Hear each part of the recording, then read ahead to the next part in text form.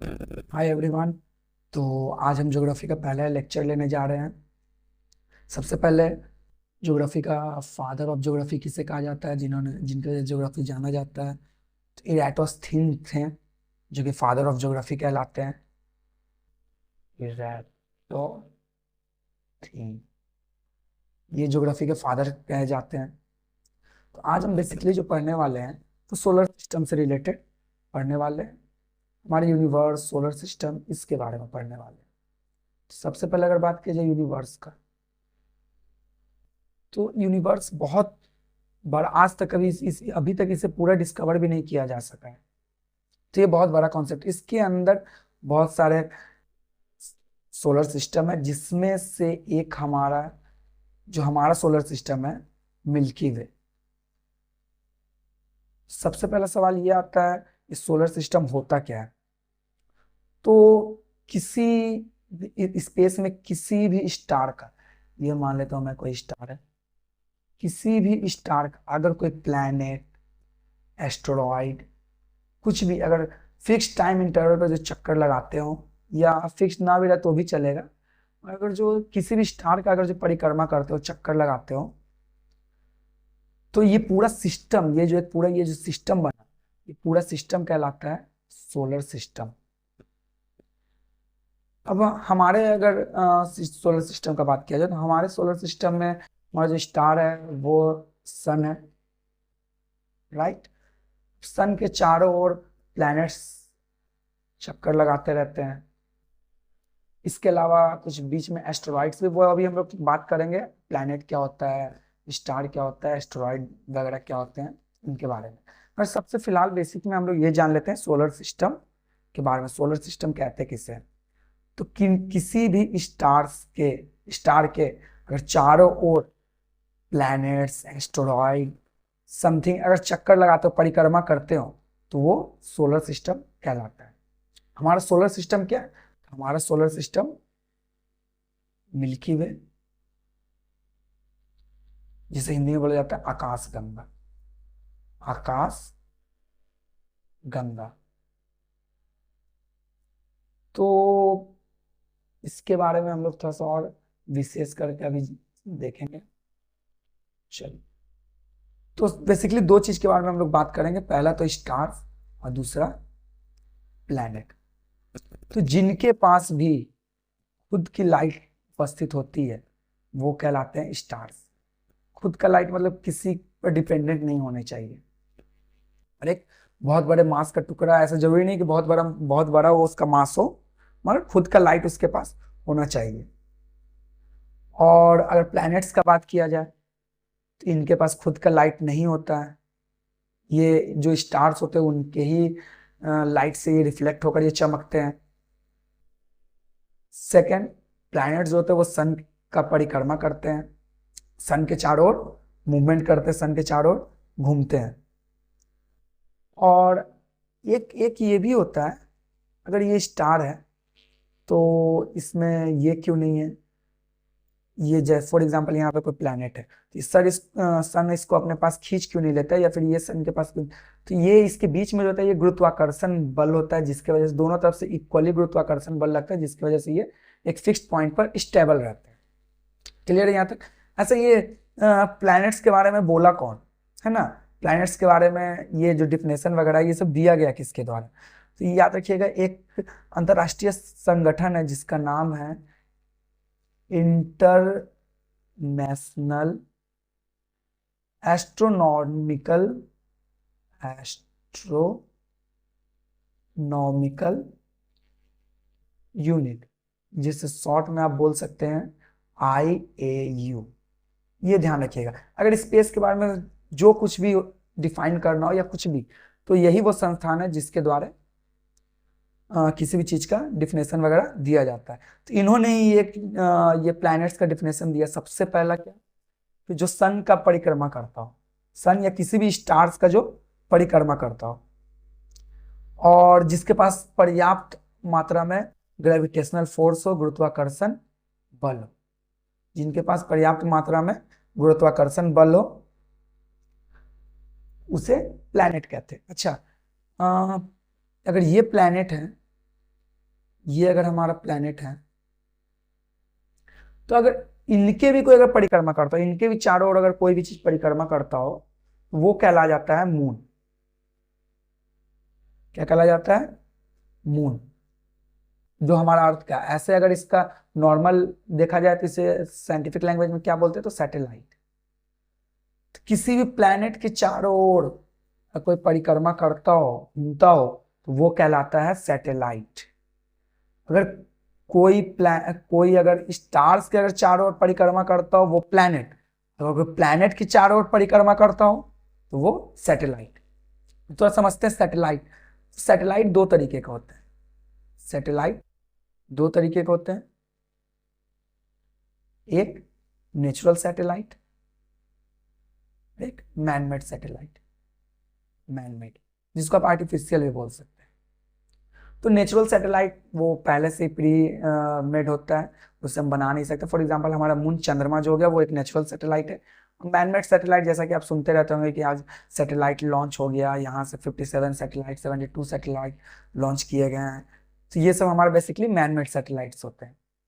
यहाँ तक I think solar system में क्लियर होगा। तो अब आगे अगर और बात किया जाए, तो ये देखिए, ये हमारा सोलर सिस्टम है, आकाशगंगा, या फिर इसे आप मिल्की वे भी बोल सकते हैं। ये हमारा सोलर सिस्टम है, आकाशगंगा। इंग्लिश में आप इसे मिल्की वे भी बोल सकते हैं। और ये हो गया हमारा स्टार, जिसे हम क्या नाम देते हैं? सन। तो ये देखिए, बहुत बार एग्जाम में क्वेश्चंस ये आते हैं कि सन के असेंडिंग ऑर्डर में सन से डिस्टेंस के अकॉर्डिंग अरेंज कीजिए, या फिर डिसेंडिंग ऑर्डर के अकॉर्डिंग अरेंज कीजिए। ये सब क्वेश्चंस वगैरह एग्जाम में पूछे जाते हैं। तो सन के सबसे पास कौन सा है? तो मरकरी। सेकंड नंबर पर वेनस। थर्ड पर हमारा प्यारा अर्थ। फोर्थ पर मार्स। फिफ्थ पर जुपिटर। सिक्स पर सैटर्न। सेवन पर यूरेनस, वो पिक्चर में दिख नहीं रहा होगा, सेवन पर है यूरेनस। और 8 नंबर पर नेपच्यून। नेपच्यून। पहले 9 प्लैनेट्स होते थे, एक प्लूटो भी हुआ करता था, मगर फिर प्लूटो को प्लैनेट्स के दर्जे से हटा दिया गया, क्योंकि वो ये प्लैनेट्स के रूल को फॉलो नहीं कर पा रहा था, इसलिए। तो फिलहाल हमारे पास 8 प्लैनेट है। इसे आप इसी रूप में याद रखिएगा, असेंडिंग ऑर्डर में, डिस्टेंस के अकॉर्डिंग। सबसे पास मरकरी, वीनस, अर्थ, मार्स, जुपिटर, सैटर्न, यूरेनस और नेपच्यून। इसके लिए एक ट्रिक भी आता है, आप चाहें तो वो ट्रिक को आप यूज कर सकते हैं। एक ट्रिक है, वो मैं यहाँ लिख देता हूं। My very educated mother, my very educated mother just saw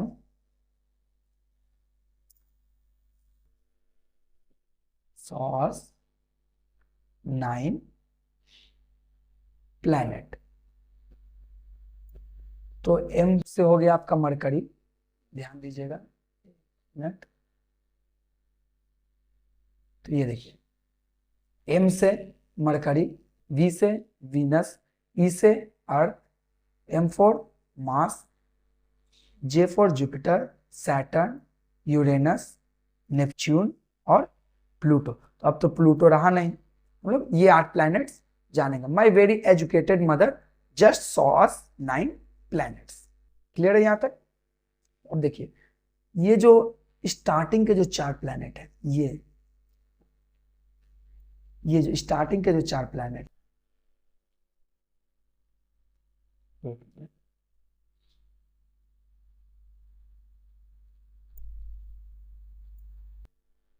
ये मरकरी, वीनस, अर्थ और मार्स, ये जो स्टार्टिंग के 4 प्लैनेट्स हैं, तो ये कहलाते हैं इनर प्लैनेट। ये चारों कहलाते हैं इनर प्लैनेट।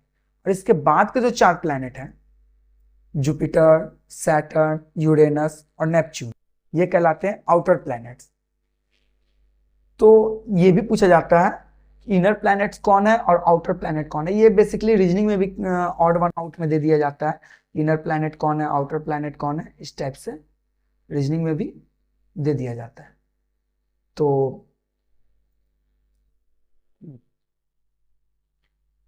अब एक और समझिएगा यहाँ पर थोड़ा सा,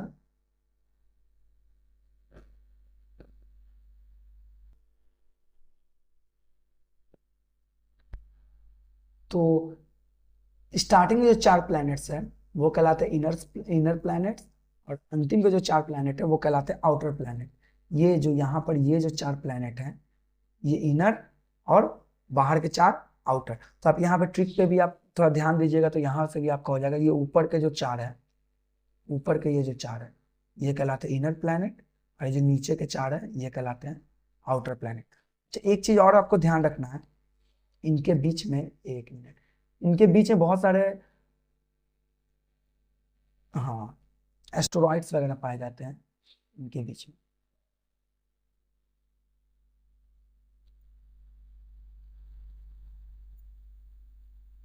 इसके बीच में ये जो मैं डॉटेड डॉटेड करके बना रहा हूँ, ये पूरा बहुत सारे एस्टेरॉइड पत्थर वगैरह पाए जाते हैं। ये पूरा यहाँ पर रिंग है, ये पूरा पत्थर का यहाँ पर रिंग होता है ये। और नेपच्यून अगर आप थोड़ा अच्छे से देखें तो नेपच्यून के बाद भी इस टाइप से पत्थर का पूरा सर्कल मिलेगा। तो ये जो पहला वाला जो पत्थर का सर्कल होता है ये होता है एस्ट्रोमेडा बेल्ट, या फिर आप एस्ट्रॉइड बेल्ट भी आप इसको बोल सकते हैं, एस्ट्रॉइड बेल्ट। और ये जो सेकंड वाला जो है इसे बोलते हैं कैपलर्स बेल्ट, कैपलर्स बेल्ट। कैपलर एक साइंटिस्ट का नाम था जो कि फिजिक्स के क्षेत्र में बहुत ज़्यादा काम किए हैं, और इन्होंने ही बताया कि अर्थ प्लैनेट्स वगैरह किस टाइप से रोटेट करते हैं, क्या होता है। तो इनका 3 लॉ भी है, वो हम लोग आगे जाकर देखने वाले हैं।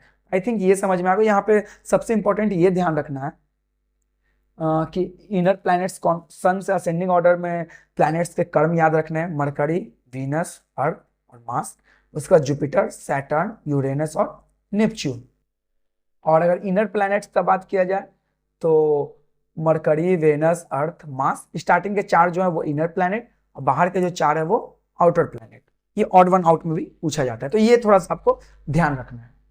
अच्छा, बाकी जो 4 इस साइड के जो 4 बचे इन्हें हेवी प्लैनेट्स भी बोला जाता है, ये भी ध्यान रखिएगा।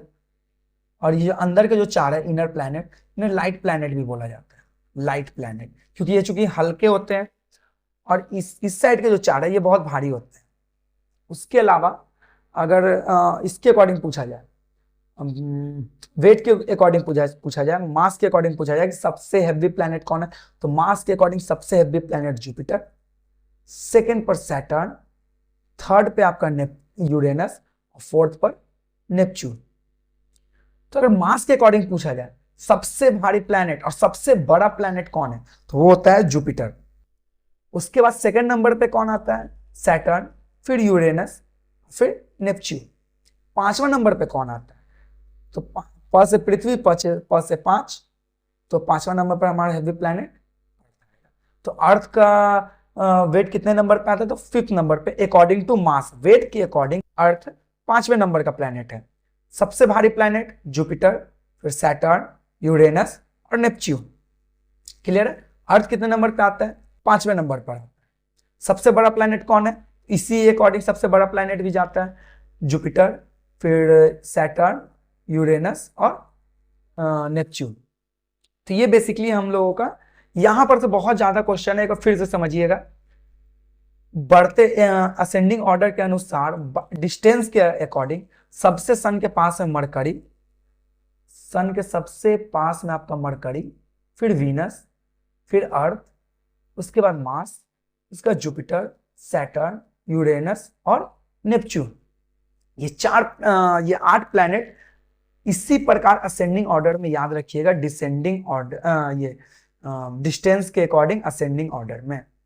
वेट के अकॉर्डिंग बात किया जाए तो ये जो नीचे वाला जो सारे प्लैनेट्स हैं, Jupiter number 1, Saturn, Uranus, Neptune और 5th नंबर पे हमारा अर्थ। ये हो गया वेट के अकॉर्डिंग। तो इतने बातों को आप ध्यान रखिएगा, यहां से ये क्वेश्चन आते हैं। अगर सोलर सिस्टम से क्वेश्चन पूछा जाए तो यहां से जरूर आते हैं। स्टार्टिंग के जो चार, ये चार जो है ये कहलाते हैं इनर प्लैनेट, ये कहलाते हैं लाइट प्लैनेट, और जो बाहर के जो चार है ये कहलाते हैं हेवी प्लैनेट, ये कहलाते हैं आउटर प्लैनेट। ये इतना प्लैनेट्स के बारे में आपको ध्यान रखना जरूरी है। अब हम लोग एक एक करके सभी प्लैनेट्स के बारे में हम लोग बात कर लेते हैं, है ना। तो अच्छा, एक चीज ध्यान रखिएगा, भले ही सबसे पास में अर्थ के मरकरी है, मगर सबसे गर्म प्लैनेट अगर बात किया जाए तो सबसे गर्म प्लैनेट मरकरी नहीं है, ये ध्यान रखिएगा। सन के सबसे पास मरकरी है मगर सबसे गर्म प्लैनेट मरकरी नहीं है। चलिए तो एक एक करके सारे प्लैनेट्स के बारे में हम लोग थोड़ा सा जान लेते हैं। सबसे पहले स्टार्ट करते हैं मरकरी से। तो मरकरी के बारे में अगर देखा जाए तो सबसे पहला पॉइंट मरकरी का, सौर ग्रह का, सौर मंडल का सबसे छोटा प्लैनेट, सबसे छोटा प्लैनेट मरकरी है, ये ध्यान रखिएगा। सोलर सिस्टम का, सौर मंडल का सबसे छोटा प्लैनेट मरकरी है। दूसरा पॉइंट, सबसे नजदीक, सन के सबसे नजदीक का प्लैनेट भी मरकरी है। थर्ड पर अगर बात किया जाए तो इसका कोई उपग्रह नहीं है, ये ध्यान रखिएगा, इसका कोई सैटेलाइट नहीं है। मरकरी के पास कोई सैटेलाइट नहीं है। और एक प्लैनेट और है जो कि मैं आगे बताऊंगा, उसके पास भी कोई सैटेलाइट नहीं है। चौथा पॉइंट इसमें ये याद रखिए कि रोटेशन कितने टाइम में कर लेता है, तो ये रोटेशन 58.6 डेज में सन का चक्कर लगा लेता है, मतलब सन का परिक्रमा ये रोटेशन कर लेता है। अगर इसका गति का बात किया जाए, सूर्य से दूरी, पांचवा इसका डिस्टेंस बात किया जाए तो डिस्टेंस लगभग सन से 58 मिलियन किलोमीटर दूर है, मतलब 580 लाख किलोमीटर दूर है। तो आई थिंक ये आपको पता चल गया होगा। अच्छा, एक पॉइंट और है, एक पॉइंट और आप इसमें जान लीजिए कि ये सन का रेवोल्यूशन करने में, सन का रेवोल्यूशन करने में 88 डेज का टाइम लेता है। ये है रेवोल्यूशन टाइम और ये है रोटेशन टाइम। दोनों में डिफरेंस क्या, रोटेशन और रेवोल्यूशन में डिफरेंस क्या? तो ये देखिए, कोई भी प्लैनेट जब मूव करता है तो वो अपने एक एक्सिस पर भी मूवमेंट करता है। सन के अलावा वो अपने एक्सिस पर भी मूवमेंट करता है। जब वो अपने एक्सिस पर मूवमेंट करता हो, खुद घूमता हो, तो उस कंडीशन को बोला जाता है रोटेशन। जब ये सन की ओर जब घूमता हो तो ये कहलाता है रेवोल्यूशन। तो मरकरी सन का रेवोल्यूशन करने में 88 डेज लगाता है और एक रोटेशन कंप्लीट करने में सन का 58.6 डेज लगाता है। ये मरकरी के बारे में जो इंपॉर्टेंट पॉइंट्स थे जो एग्जाम में ज्यादातर पूछे जाते हैं वो हम लोगों ने डिस्कशन किया। नेक्स्ट हम लोग बात किया जाए तो थोड़ा वेनस के ऊपर। तो वेनस के बारे में अगर पॉइंट देखा जाए, सबसे पहला पॉइंट और मोस्ट इंपॉर्टेंट पॉइंट, बहुत बार एग्जाम में पूछा जाने वाला पॉइंट, सन को अर्थ का ट्विन सिस्टर कहते हैं, ट्विन ऑफ अर्थ वेनस को कहा जाता है। अर्थ का ट्विन सिस्टर वेनस को कहा जाता है। मोस्ट इंपॉर्टेंट, बहुत बार एग्जाम में आया हुआ क्वेश्चन, अर्थ की जुड़वा बहन ट्विन किसे कहा जाता है? वेनस को कहा जाता है। वेनस मतलब शुक्र, वेनस को हिंदी में क्या बोला जाता है? शुक्र। और मरकरी को क्या बोला जाता है? बुध। तो शुक्र, पृथ्वी की जुड़वा बहन किसे बोला जाता है? शुक्र ग्रह को। सेकंड, अगर इसके बारे में बात किया जाए तो सोलर सिस्टम का सबसे हॉटेस्ट प्लैनेट होता है। सोलर सिस्टम का सबसे गर्म प्लैनेट कोई है तो वो वेनस ही है, क्योंकि यहाँ पर देखिए कार्बन डाइऑक्साइड का मात्रा, जो ग्लोबल वार्मिंग जो अभी हम लोग के अर्थ पे भी हो रहा है, तो ये बहुत ज्यादा, ऐसा माना जाता है कि बहुत ज्यादा ये हो गया वहां पर, जिसके अंदर सन का जो रेडिएशन अर्थ वेनस पर आने के बाद वो रिलीज नहीं कर पाया, जिसके कारण से वो एडॉप्ट करते गया, एक टाइम पर आकर वो पूरा बंजर हो गया और हॉटेस्ट प्लैनेट बन गया। थर्ड पे अगर बात किया जाए इसके बारे में तो ये यहाँ पर, अच्छा ये ध्यान रखिएगा, 95% तक कार्बन डाइऑक्साइड होता है। 95% तक वेनस पे कार्बन डाइऑक्साइड है। हम लोग के वायुमंडल में कितने 0 पॉइंट समथिंग परसेंट आपके क्या है कार्बन डाइऑक्साइड है, जो वहां पर 95% है। ये बात ध्यान रखिएगा। अच्छा, एक चीज और याद रखिएगा, ये घूमता कैसा है, तो इसका रोटेशन जो होता है वो क्लॉकवाइज होता है। क्लॉकवाइज, क्लॉकवाइज कहने का क्या मतलब है, इस टाइप से, इस टाइप से रोटेशन चलेगा, ऐसे ये ऐसे घूमेगा, तो इसका रोटेशन कैसा है, क्लॉकवाइज डायरेक्शन में रोटेशन है इसका, याद रखिएगा। इसका रोटेशन रोटेशन टाइम कितना है इसका, तो रोटेशन टाइम जो इसका है का 243 डेज, 243 डेज। अगर रेवोल्यूशन टाइम का अगर बात किया जाए, रेवोल्यूशन टाइम का अगर बात किया जाए तो ये है 224.7 डेज। ये ध्यान रखिएगा, ये वेनस के बारे में 5 पॉइंट ध्यान रखना है, 5-6 पॉइंट। सबसे पहला पॉइंट क्या है वेनस का, तो ये अर्थ की जुड़वा बहन इसे ही कहा जाता है वेनस को। सोलर सिस्टम का सबसे हॉटेस्ट प्लैनेट है, क्यों, क्योंकि यहाँ पर 95% तक कार्बन डाइऑक्साइड है। चौथा पॉइंट, ये मूवमेंट कैसे करता है, तो क्लॉकवाइज डायरेक्शन में करता है। रोटेशन टाइम पीरियड 243 डेज का, रेवोल्यूशन टाइम पीरियड 224.7 डेज का। अर्थ से सन से इसका दूरी कितना है, सन से डिस्टेंस, डिस्टेंस सन से कितना है, तो 108 मिलियन किलोमीटर सन से डिस्टेंस है इसका। तो ये वेनस के बारे में इंपॉर्टेंट पॉइंट्स थे। नेक्स्ट अगर बात किया जाए तो हम लोग वेनस, मास, अर्थ के बारे में बात करना चाहिए, मगर अर्थ के बारे में हम लोग बहुत डिटेल में बात करने वाले, इसलिए पहले थोड़ा सा मास के बारे में देख लिया जाए। तो मास के बारे में बहुत सारा पॉइंट है जो कि आपको ध्यान रखना है। सबसे पहला पॉइंट मास के बारे में ये याद रखिएगा, सबसे पहले तो अभी ये ध्यान रखिएगा कि मास का जो ये है, तो मास का सबसे पहला पॉइंट ये कितने नंबर पे आता है, तो सन से ये 4th नंबर का डिस्टेंस पे है।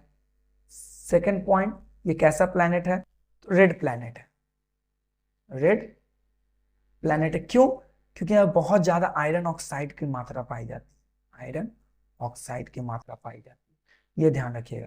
मार्स, रेड प्लैनेट किसे कहा जाता है, मार्स को कहा जाता है। क्यों कहा जाता है, क्योंकि यहाँ पे बहुत ज्यादा अमाउंट में आयरन ऑक्साइड पाया जाता है। अच्छा, इसके 2 सैटेलाइट है, इसके 2 सैटेलाइट है, 2 सैटेलाइट है। एक होता है, एक है फोबोस और एक है डेमोस, एक है डेमोस, ये ध्यान रखिएगा। अच्छा, इसमें अगर इसका रोटेशन पीरियड का बात किया जाए, रोटेशन पीरियड का अगर बात किया जाए तो इसका रोटेशन पीरियड 24.6 आवर में ही ये कंप्लीट कर लेता है। 24.6 आवर में ये अपने एक्सिस पर घूम जाता है। और इसका अगर रेवोल्यूशन पीरियड का बात किया जाए, रेवोल्यूशन पीरियड का अगर बात किया जाए तो रेवोल्यूशन करने में 687 डेज ले लेते हैं, 687 डेज ये लगा ही देते हैं, ये ध्यान रखिएगा। और कभी कभार एग्जाम में ये भी पूछ दिया जाता है, अगर थोड़ा टफ क्वेश्चन अगर इससे बनाया जाए, तो इसका हाईएस्ट पीक, मतलब जैसे अपने यहाँ अर्थ पे है ना माउंट एवरेस्ट सबसे हाईएस्ट पीक, उस तरीके से यहाँ पर सबसे हाईएस्ट पीक कौन सा है, तो याद रखिएगा निक्स ओलंपिया, निक्स ओलंपिया यहाँ का सबसे हाईएस्ट पीक है, निक्स ओलंपिया, ये बात को ध्यान रखिएगा, जो कि हमारे माउंट एवरेस्ट से 3 गुना ज्यादा बड़ा है। आप इमेजिन कर सकते हैं, हमारा माउंट एवरेस्ट अर्थ का सबसे ऊंचा एवरेस्ट है, सबसे ऊंचा पीक है, इससे भी 3 टाइम बड़ा है निक्स ओलंपिया। तो ये थोड़ा सा ध्यान रखिएगा। ये हो गया मास के बारे में। सबसे पहला, ये अर्थ से सन से कितने डिस्टेंस पर है, तो 4थे नंबर का प्लैनेट है। किस कलर का है, रेड कलर का प्लैनेट है। क्यों, क्योंकि इस पे आयरन ऑक्साइड बहुत ज्यादा मात्रा में पाया जाता है। सैटेलाइट कितने हैं इसके पास, 2 सैटेलाइट है, एक फोबोस और एक डेमोस। सबसे ऊंचा इसका पीक का नाम क्या है, तो निक्स ओलंपिया। रोटेशन टाइम क्या है, तो 24.6 आवर में ये पूरा अपना रोटेशन कंप्लीट कर लेता है। रेवोल्यूशन टाइम क्या है, सन के चारों ओर कितने दिन में घूम लेता है, तो 687 डेज में सन के चारों ओर ये घूम लेता है। अच्छा, इसके बाद और जुपिटर के पहले, इसके बाद और जुपिटर के पहले यहाँ पर। इसके बाद और जुपिटर के पहले अगर बोला जाए तो यहाँ पर मैंने बताया था बहुत सारा पत्थर वगैरह पाया जाता है ना, इस टाइप से बहुत सारा पत्थर वगैरह पाया जाता है जिसको हम लोग एस्टेरॉइड बेल्ट बोलते हैं, है ना, एस्टेरॉइड बेल्ट बोलते हैं, एस्टेरॉइड बेल्ट बोलते हैं। इसके इस साइड में जो है, इस साइड में आपका जुपिटर है और इस साइड क्या है, मार्स है। तो बीच में एस्टेरॉइड बेल्ट है पत्थर के, ये क्योंकि छोटे छोटे पत्थर होते हैं, ज्यादा कुछ नहीं, क्षुद्र ग्रह जिसको बोला जाता है मीटेरॉइड वगैरह, एस्टेरॉइड, पत्थर, ये सब चीज यहाँ पर आ जाती है। इसी के जस्ट बाद हमारा स्टार्ट हो जाता है जुपिटर। इसी के जस्ट बाद हमारा स्टार्ट हो जाता है कौन सा प्लैनेट, जुपिटर प्लैनेट। तो जुपिटर के बारे में थोड़ा सा हम लोग देख लेते हैं, एक मिनट अच्छा से इंक चेंज कर लो। तो जुपिटर के बारे में देखा जाए तो सबसे पहला पॉइंट, ये सबसे बड़ा प्लैनेट है, बिगेस्ट प्लैनेट, सोलर सिस्टम का बिगेस्ट प्लैनेट। वेट के अकॉर्डिंग टू मास सबसे भारी प्लैनेट, सबसे भारी प्लैनेट। उसके बाद थर्ड पॉइंट में ये वेट के अकॉर्डिंग सबसे भारी प्लैनेट और सबसे बड़ा प्लैनेट। पोजीशन वाइज देखा जाए कितने नंबर पर सन से डिस्टेंस है, तो 5th नंबर पर सन से इसका डिस्टेंस है। अच्छा, एक और ध्यान रखिए इसमें रोटेशन पीरियड और रेवोल्यूशन पीरियड। रोटेशन पीरियड का अगर बात किया जाए, रोटेशन पीरियड का अगर बात किया जाए तो 9.8 आवर में ये पूरा राउंड मार लेता है अपने एक्सिस पर। अगर रेवोल्यूशन पीरियड का बात किया जाए, 5th नंबर रेवोल्यूशन पीरियड का अगर बात किया जाए तो 12 साल लगाता है, 12 ईयर लगाता है एक बार सन का परिक्रमा करने में। तो जुपिटर के बारे में इतना ही हमें जानना है। सबसे पहला बिगेस्ट प्लैनेट है, दूसरा मास के अकॉर्डिंग, वजन के अकॉर्डिंग सबसे भारी प्लैनेट है, पोजीशन के अकॉर्डिंग सन से देखा जाए तो 5वें नंबर पर आता है, रोटेशन टाइम पीरियड 9.8 आवर का, और अर्थ के चारों ओर घूमने में 12 ईयर का टाइम लग जाता है इसे। सबसे ज्यादा पहले सैटेलाइट्स भी इसी के पास थे, नेचुरल सैटेलाइट सबसे ज्यादा इसी के पास हुआ करता था, मगर अब नया खोजा गया जिसके बाद से सैटर्न हो गया, तो उसके बारे में हम लोग आगे देखेंगे। चलिए नेक्स्ट हम लोग बात करते हैं सैटर्न के ऊपर। बात किया जाए पोजीशन के अकॉर्डिंग 6th नंबर का प्लैनेट है। पहले सैटर्न का कुछ एक बार इमेज देख लिया जाए, है ना। ये अगर सैटर्न है ना तो इसके चारों ओर ये पत्थर का पूरा घेराव बना हुआ है। ये जो है ना, इस सैटर्न के चारों ओर, जैसे कि आप इस फिगर में भी देख सकते हैं, सैटर्न के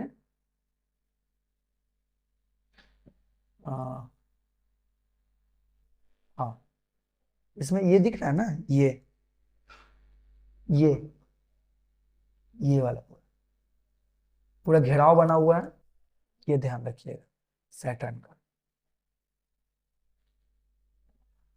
तो ये पोजीशन के अकॉर्डिंग देखा जाए तो ये 6ठे नंबर का प्लैनेट है, 6th प्लैनेट है। सन से डिस्टेंस के अकॉर्डिंग देखा जाए तो, और ये दूसरा सबसे बड़ा प्लैनेट है अगर मास के अकॉर्डिंग देखा जाए, वेट के अकॉर्डिंग या बिगेस्ट के अकॉर्डिंग, तो ये 2nd नंबर का बड़ा प्लैनेट है। सबसे ज्यादा सैटेलाइट इसी के पास है, नेचुरल सैटेलाइट। उसके बाद अगर देखा जाए तो इसका रोटेशन टाइम पीरियड इसका 11.8 आवर्स में ये कंप्लीट कर लेता है, 11.8 आवर्स में। और रेवोल्यूशन टाइम इसका देखा जाए, रेवोल्यूशन टाइम अगर इसका देखा जाए 1.4 बिलियन 29 ईयर लगा देता है ये रेवोल्यूशन करने में। अगर सन से डिस्टेंस देखा जाए तो ये 1.4 बिलियन, समझ रहे, 1.4 बिलियन किलोमीटर दूर है ये सन से, ये ध्यान रखिएगा। तो ये हो गया थोड़ा सैटर्न के ऊपर बात। इसके बाद अच्छा, सैटर्न को हिंदी में क्या बोला जाता है? सैटर्न को हिंदी में बोला जाता है, सैटर्न को हिंदी में क्या बोला जाता है? शनि। तो सैटर्न के बारे में क्या क्या जानना है? सबसे पहला 6 नंबर का डिस्टेंस के अकॉर्डिंग छठे नंबर का प्लैनेट है, दूसरा सबसे बड़ा प्लैनेट है, मास के अकॉर्डिंग भी देखा जाए तो दूसरा सबसे भारी प्लैनेट है, रोटेशन 11.8 आवर्स में रोटेशन कर लेता है ये। और उसके बाद कितने टाइम पीरियड में ये रिवोल्यूशन करता है? 29 ईयर लग जाते हैं इसे रिवोल्यूशन करने में। सूरज से दूरी कितना है? सूरज से दूरी है 1.4 बिलियन किलोमीटर। तो ये थोड़ा ध्यान रखिएगा इसके बारे में। आगे अगर बात किया जाए यूरेनस के ऊपर, आगे बात किया जाए यूरेनस के ऊपर, तो पोजीशन के अकॉर्डिंग तो जब सैटर्न पहले 6 नंबर पे था तो ये 7th नंबर पर, ये कितने नंबर पर है? 7th नंबर पर है। देखिए सनलाइट, चूंकि सनलाइट यहाँ पर बहुत कम अमाउंट में पाया जाता है, इसलिए यहाँ पे बहुत बड़े बड़े बर्फ के चट्टान भी होते हैं, है ना।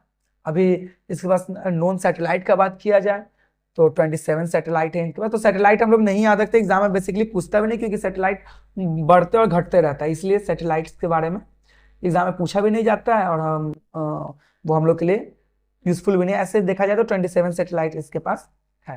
हाँ, अगर इसका रोटेशन पीरियड का अगर बात किया जाए और रिवोल्यूशन पीरियड का, तो रोटेशन जो पीरियड होगा, रोटेशन पीरियड, रोटेशन पीरियड, अगर रोटेशन पीरियड का बात किया जाए तो 17 आवर 14 मिनट में ये रिवोल्यूशन अपना, रोटेशन अपना कंप्लीट कर लेता है। और थर्ड, अगर इसका रेवोल्यूशन के ऊपर अगर बात किया जाए, इसके रेवोल्यूशन के ऊपर अगर बात किया जाए तो रेवोल्यूशन करने में इससे लग जाता है 84 ईयर्स, 84 ईयर्स। समझ रहे हैं? हम लोगों का अर्थ 365 डेज में कंप्लीट करता है, मतलब एक ईयर में, और इससे कितना लग जाता है? 84 ईयर लग जाता है। अगर सन से डिस्टेंस का अगर बात किया जाए, डिस्टेंस कितना है सन से? तो 2.8 बिलियन ईयर, 2.8 बिलियन ईयर। तो यूरेनस के बारे में ज्यादा क्वेश्चंस भी नहीं बनते हैं और ज्यादा पूछे भी नहीं जाते हैं। बेसिकली डिस्टेंस, डिस्टेंस मतलब ये पोजीशन 7th नंबर पर है। हार्डली से हार्डली यही बनता है। अगर थोड़ा सा अगर मॉडरेट लेवल का क्वेश्चन बनाया जाए तो रेवोल्यूशन और रोटेशन पीरियड टाइम किसी का भी किन्हीं भी प्लैनेट्स का पूछ लिया जाता है। और अगर इस यूरेनस को हिंदी में क्या बोला जाता है? अरुण। हिंदी में क्या बोला जाता है? अरुण। तो बेसिकली अगर आप यूरेनस के बारे में ज्यादा कुछ हम लोग को नहीं जानना है, सिर्फ पोजीशन जान लीजिए, बहुत इनफ है। और बहुत ज्यादा अगर पर जानना हो तो रोटेशन और रेवोल्यूशन पीरियड जान लीजिए, इतना इनफ है। अब लास्ट का बोला जाए तो ये नंबर 8th का नेपच्यून, जिसे हिंदी में क्या बोला जाता है? वरुण। वरुण पोजीशन के अकॉर्डिंग 8th नंबर का प्लैनेट है, और मास के अकॉर्डिंग देखा जाए तो बिगेस्ट में 4th नंबर का ये प्लैनेट है। बस इसके बाद इसमें ज्यादा कुछ मास के अकॉर्डिंग या वजन के अकॉर्डिंग देखा जाए 4th नंबर का ये प्लैनेट आता है। रोटेशन पीरियड का अगर बात किया जाए, इसका रोटेशन पीरियड का अगर बात किया जाए तो 16 आवर्स में अपने एक्सिस पर कंप्लीट करा। जैसे हम लोगों का अर्थ जो है 24 आवर्स में एक रोटेशन कंप्लीट कर लेता है, उसी तरीके से 16 आवर में कंप्लीट कर लेता है। अगर बात किया जाए रेवोल्यूशन का, रेवोल्यूशन करने में ये 165 ईयर लगा देता है, 165 ईयर लग जाते हैं इसे रोटेशन रेवोल्यूशन अपना कंप्लीट करने में। अगर डिस्टेंस का बात किया जाए, सन से डिस्टेंस कितना है? डिस्टेंस सन से कितना है? तो 4.4 बिलियन, 4.4 बिलियन किलोमीटर। तो ये हमारे कुछ प्लैनेट्स के बारे में नॉलेज थे। बेसिकली एग्जाम में इन्हीं से क्वेश्चन पूछा जाता है, और इससे बाहर आपका सोलर सिस्टम में तो क्वेश्चन नहीं जाने वाला। हाँ, अर्थ के बारे में भी हम लोग पढ़ेंगे नेक्स्ट वीडियो में, क्योंकि अर्थ के बारे में पूरे डिटेल में, बहुत सारे डिटेल में हम लोगों को जानना है। तो एक बार फिर से पूरे को रिवीजन करवा दिया जाए। सबसे पहले तो यूनिवर्स बोला जाए तो अथाह है, बहुत बड़ा यूनिवर्स है हमारा, उसमें बहुत सारे सोलर सिस्टम आते हैं। सोलर सिस्टम किसे कहते हैं? तो अगर किसी भी स्टार का अगर प्लैनेट्स चारों ओर परिक्रमा करते हो या एस्टेरॉइड वगैरह परिक्रमा करते हो तो ये हमारे कहलाते हैं सोलर सिस्टम। उसमें से जो हमारा जो अर्थ किस सोलर सिस्टम में, तो मिल्की वे में, जिसे हिंदी में आकाश गंगा कहा जाता है, जिसे हिंदी में आकाश गंगा कहा जाता है। नेक्स्ट बात किया जाए तो स्टार्स और प्लैनेट कहते हैं किसे? जिनके पास खुद का लाइट हो वो स्टार्स कहलाते हैं, और जिनके पास खुद का लाइट ना हो वो स्टार के लाइट से चमकते हो वो प्लैनेट्स होते हैं। फिर उसके बाद वो फिक्स्ड ऑर्बिट पे किसी स्टार के चक्कर लगाते हो, परिक्रमा करते हो। ये प्लैनेट्स का डिफिनेशन कौन दिया? तो एक इंटरनेशनल एस्ट्रोनॉमिकल यूनिट होता है IAU, जो कि स्पेस के बारे में वही लोग बताते हैं, डिसाइड करते हैं। अच्छा, सैटेलाइट के ऊपर अगर बात करें तो सैटेलाइट दो तरीके के होते हैं, एक नेचुरल सैटेलाइट, एक मैनमेड सैटेलाइट। नेचुरल सैटेलाइट जैसे हमारा मून है वो नेचुरल सैटेलाइट है, और मैनमेड सैटेलाइट बोला जाए जो इंसान बनाकर स्पेस में लॉन्च करते हैं वो हो गया मैनमेड सैटेलाइट। क्लियर है? अगर प्लैनेट्स के ऊपर देखा जाए, प्लैनेट्स किस हाँ, प्लैनेट के ऊपर देखा जाए तो 8 प्लैनेट होते हैं हमारे।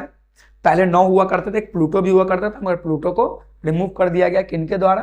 तो वही IAU के द्वारा रिमूव कर दिया गया। तो सन के अकॉर्डिंग, सब मोस्ट इंपॉर्टेंट क्वेश्चन ये सन के अकॉर्डिंग डिस्टेंस याद रखना। तो एक ट्रिक है, my very educated mother just saw us 9 planet, मतलब मेरी बहुत पढ़ी लिखी माँ ने मुझे 9 ग्रह को दिखाया। तो M से Mercury, V for Venus, E for Earth, M for Mars, J for Jupiter, S for Saturn, U for Uranus, N for Neptune. Mars और जुपिटर के बीच में एक बहुत सारा पत्थर से बना हुआ एक घेराव आता है जिसको हम लोग एस्टेरॉइड बेल्ट बोलते हैं। ठीक है? अच्छा, ये जो एस्टेरॉइड बेल्ट के अंदर की ओर जो 4 प्लैनेट है उसे बोलते हैं इनर प्लैनेट, या उसे बोलते हैं लाइट प्लैनेट, क्योंकि बहुत हल्के होते हैं। और ये एस्टेरॉइड बेल्ट के जो राइट साइड में जो जितने भी 4 प्लैनेट हैं, जुपिटर, सैटर्न, यूरेनस और नेपच्यून, इन्हें बोलते हैं हैवी प्लैनेट और आउटर प्लैनेट। क्लियर है यहां तक? जिसमें सबसे बड़ा जो होता है वो जुपिटर है, ये हम लोगों ने अभी तक पढ़ा। इसके बाद जो बात किया जाए तो इसके बाद आता है, एक एक करके हम लोग सारे प्लैनेट्स के ऊपर बात करते हैं। मरकरी सबसे छोटा प्लैनेट, सबसे नजदीक प्लैनेट सन का, इसके पास कोई उपग्रह नहीं होते हैं। इनका रोटेशन पीरियड जो अपने एक्सिस पर राउंड करते हो वो रोटेशन पीरियड, जो सन की ओर चक्कर लगाते हो वो रेवोल्यूशन पीरियड। रोटेशन पीरियड क्या है? 58.6 डेज का। रेवोल्यूशन पीरियड क्या है? 88 डेज का। डिस्टेंस सन से अकॉर्डिंग पूछा नहीं जाता है तो इससे आप काट भी सकते हैं, कोई इसका कोई यूज नहीं है, मगर बाकी आप याद रखिएगा। नेक्स्ट जो मरकरी के बाद उसके बाद जो हमारा प्लैनेट था वो वीनस था। तो वीनस के बारे में बात किया जाए तो वीनस को अर्थ की जुड़वा बहन भी बोला जाता है, सबसे हॉटेस्ट प्लैनेट भी है, सबसे गर्म प्लैनेट भी है। 95% इस पर कार्बन डाइऑक्साइड की मात्रा पाई जाती है। ये रोटेशन कैसा करता है? तो रोटेशन करता है क्लॉक वाइज डायरेक्शन में। रोटेशन टाइम पीरियड अगर इसका देखा जाए तो 243 डेज में ये रोटेशन कंप्लीट। अच्छा, इसमें डिस्टेंस का उतना कोई यूज नहीं है। अगर बहुत ज्यादा अगर हार्ड क्वेश्चन बनाना हो तब ये डिस्टेंस पूछा जाता है। खैर, रोटेशन पीरियड का अगर बात किया जाए तो 243 डेज में रोटेशन अपना कंप्लीट कर लेता है। रेवोल्यूशन पीरियड 224.7 डेज रेवोल्यूशन करने में लग जाता है इसे। अच्छा, वेनस के बारे में एक सबसे इंपॉर्टेंट पॉइंट, ये बात थोड़ा ध्यान रखिएगा, इसी वेनस को बोला जाता है, बहुत बार एग्जाम में क्वेश्चन आ चुका है, मॉर्निंग स्टार या इवनिंग स्टार, इससे ही बोला जाता है, मॉर्निंग स्टार या इवनिंग स्टार। वेनस को मॉर्निंग स्टार या इवनिंग स्टार भी बोला जाता है। मोस्ट इंपॉर्टेंट पॉइंट है, इसे ध्यान रखिएगा। वेनस के बाद अगर बात किया जाए मार्स के ऊपर तो हमारे इसके बाद तो एक्चुअली हम लोग को पढ़ना था अर्थ, मगर अर्थ के बारे में हम लोग बहुत विशेष से अच्छे तरीके से पढ़ेंगे, इसलिए पहले मैंने मार्स को कर दिया। मार्स को हिंदी में बोला जाता है मंगल ग्रह। मार्स को बोला जाता है मंगल ग्रह। मंगलयान जो हम लोग भेजने वाले हैं, इसके पहले भी हम लोग भेज चुके हैं, तो मंगल ग्रह। तो ये चौथे नंबर का सबसे बेस्ट सबसे सन के अकॉर्डिंग पोजीशन है, इसका चौथे नंबर का प्लैनेट है ये। रेड कलर का प्लैनेट होता है, क्यों? आयरन ऑक्साइड की मात्रा यहाँ पे बहुत ज्यादा अमाउंट में पाई जाती है। इसके पास 2 सैटेलाइट है, फोबोस और डेमोस। इसकी सबसे ऊंची चोटी निक्स ओलंपिया, सबसे ऊंची पहाड़ की चोटी जो होती है वो निक्स ओलंपिया, जो हमारे माउंट एवरेस्ट से 3 गुना ज्यादा बड़ा है। इसका रोटेशन टाइम पीरियड जो है 24.6 आवर में ये अपने एक्सिस पर मूव कर जाता है। रेवोल्यूशन पीरियड क्या है, तो 687 डेज रेवोल्यूशन करने में ये लगा देता है। इसके बाद हमारा स्टार्ट हो जाता है ये एस्ट्रॉइड बेल्ट, जिसके एक साइड मार्स होता है, एक साइड जुपिटर होता है। तो ये थोड़ा सा ध्यान रखिएगा। इसके बाद जो होता है हमारे सोलर सिस्टम का सबसे बड़ा प्लैनेट कौन है, तो जुपिटर है। मास के अकॉर्डिंग सबसे भारी प्लैनेट है। सन से पोजीशन के अकॉर्डिंग 5th नंबर पे ये आता है। बाकी इसका रोटेशन और रेवोल्यूशन पीरियड से उतना कोई मतलब नहीं है। बाकी अगर थोड़ा क्वेश्चन को अगर टफ लेवल का बनाना तो रेवोल्यूशन और रोटेशन दे दिया जाता है एग्जाम में। बाकी ये तीनों आप इसका बेसिकली देखिए। सेकंड नंबर का सबसे हाईएस्ट सैटेलाइट है। कभी फर्स्ट नंबर पे इस पे सबसे हाईएस्ट सैटेलाइट हुआ करता था, मगर सैटर्न पे इस बार खोज हुआ है बहुत सारे सैटेलाइट, जिसकी वजह से सेकंड नंबर पर। नेक्स्ट हम लोग बात करें तो सनी सैटर्न का, तो इसके चारों ओर एक रिंग बना होता है, एटमॉस्फेयर में इसके रिंग बना हुआ होता है, गैसेस का पूरा चारों तरफ रिंग बना होता है। 6 नंबर का पोजीशन के अकॉर्डिंग प्लैनेट है, बड़ा में सेकंड नंबर का प्लैनेट है। इन्हें इसे अपने एक्सिस पर मूवमेंट करने में 11.8 आवर्स लग जाते हैं। अगर रेवोल्यूशन टाइम पीरियड का बात किया जाए तो 29 ईयर लगता है। डिस्टेंस इसका उतना कोई खास यूज नहीं है जब तक कोई बहुत हार्ड क्वेश्चन न बनाया जाए। ये हो गया हमारा सैटर्न। अगर इसके बाद अगर बात किया जाए, सैटर्न के बाद अगर बात किया जाए तो यूरेनस, तो यूरेनस हमारे सोलर सिस्टम का 7th नंबर का प्लैनेट है। रोटेशन पीरियड 17 आवर 14 मिनट में ये पूरा अपना एक्सिस पर मूव कर जाता है। रेवोल्यूशन पीरियड 84 ईयर्स लेते हैं ये रेवोल्यूशन करने में। डिस्टेंस हम लोगों को उतना यूज में नहीं है। उसके बाद अगर लास्ट प्लैनेट अगर देखा जाए 8 नंबर का प्लैनेट नेपच्यून, 8 नंबर का प्लैनेट है, बिगेस्ट, चौथे नंबर का सबसे बड़ा प्लैनेट है। रेवोल्यूशन करने में 165 ईयर्स लग जाते हैं और रोटेशन करने में 64 आवर्स लगते हैं। डिस्टेंस से हमें कोई मतलब नहीं है। अगर आप चाहें तो कर सकते हैं, बहुत हार्ड अगर टफ एग्जाम है तो यहाँ से क्वेश्चन आपका राइट हो सकता है। तो ये हमारे थे सोलर सिस्टम बेसिकली। इसके अलावा एक प्लूटो भी था, मगर उससे अब ड्राफ्ट प्लैनेट का दर्जा दे दिया गया है। तो अर्थ से हमारा एक 3rd नंबर का प्लैनेट है, जिसके बारे में अभी हम लोग बात करेंगे नेक्स्ट वीडियो में, क्योंकि उस पर बहुत डिटेलिंग से बात करना है। अगर मेरा वीडियो अच्छा लगा तो चैनल को सब्सक्राइब करें, वीडियो को लाइक करें और अपने फ्रेंड्स के बीच शेयर करें।